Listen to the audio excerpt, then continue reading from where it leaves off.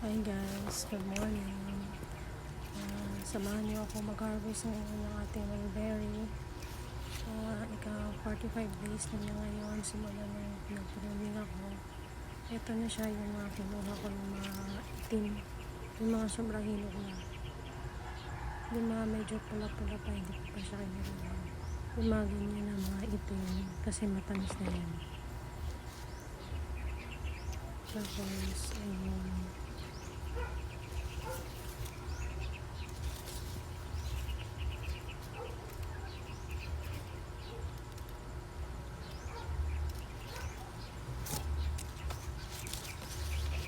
Ang dami ng bunga na ngayon guys.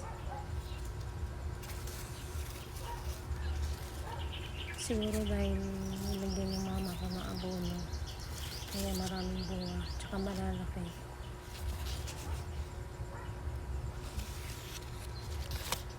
Ayan, mga itim, mga sobrang hinog na talaga yung kinuha ko para matamis. Sobrang tamis pala nito guys, pag sobrang itim na. Pag medyo pula-pula pa yung kulay niya, medyo may asim, konting asim.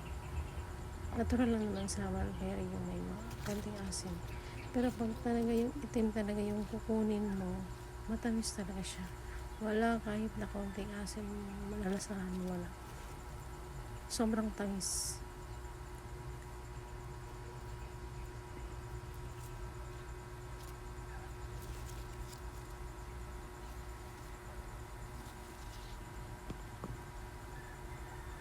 At saka yan guys, so, naunahan na tayo ng ibon. Ayan. Kaya minsan kinukuha ko na, binabantayan ko na dito kasi parang hindi tayo makakain. Parang naunahan tayo ng mga ibon dito.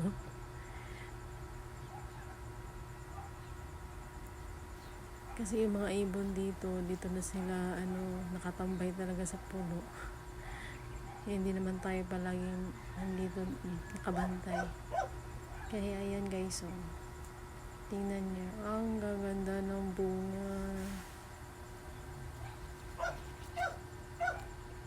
Ayan pa.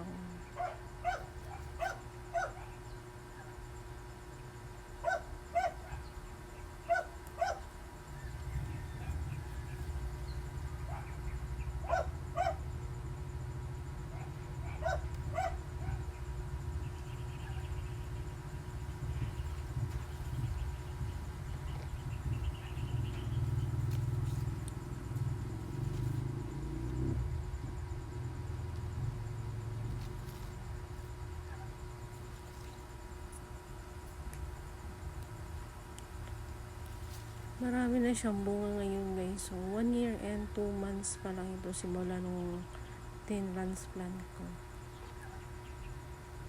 Since kinakat-kat ko siya yung mga sanga-sanga niya para dumami yung mga sanga niya, kasi pag marami yung mga sanga niya, marami din ang bunga, marami din maipoproduce na bunga. Pero syempre lalagyan din siya ng abono para syempre maging malaki yung mga bunga nila, at saka siguro matamis, kaya matamis to. Kaya kasi nung una medyo may asim siya kahit maitim, sobrang itim na. Kasi siguro sa nilagay ng abono ng mama ko, naglagay kasi siya ng abono, hindi ko alam kung ano nilagay niya abono dito.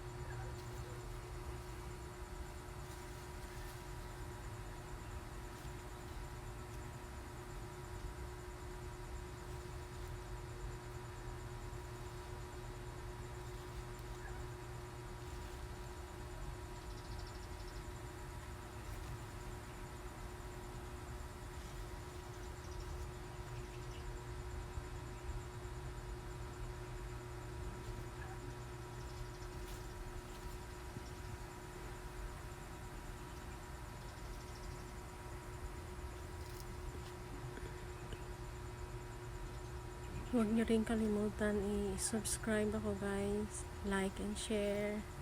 Thank you. Ito guys, malaki. Naabangan ko to na mahinog. Hindi ko pa siya kinuha kasi may pula-pula pa.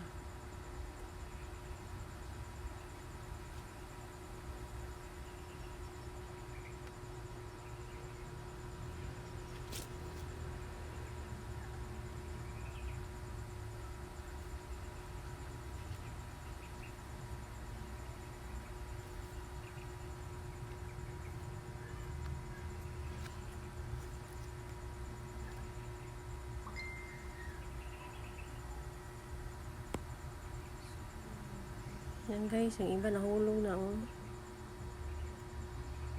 kasi pagtukaan ng mga ibon, ayun, nahulog na.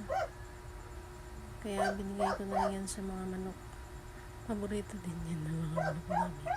Dalawa lang naman yung manok namin.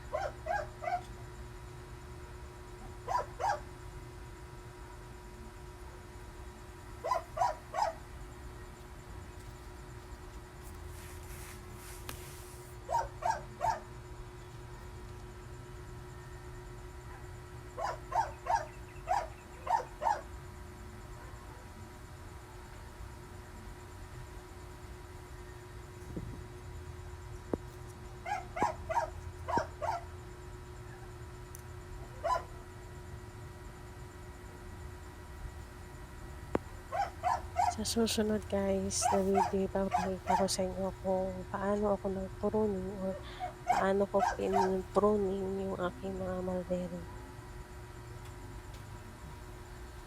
sa aking sariling paraan, or nakikita ko naman yung iba.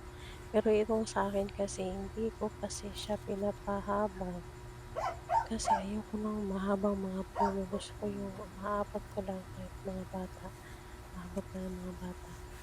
At saka kung gusto nyo yung mga videos ko, paki-like man po, share at subscribe po. Thank you.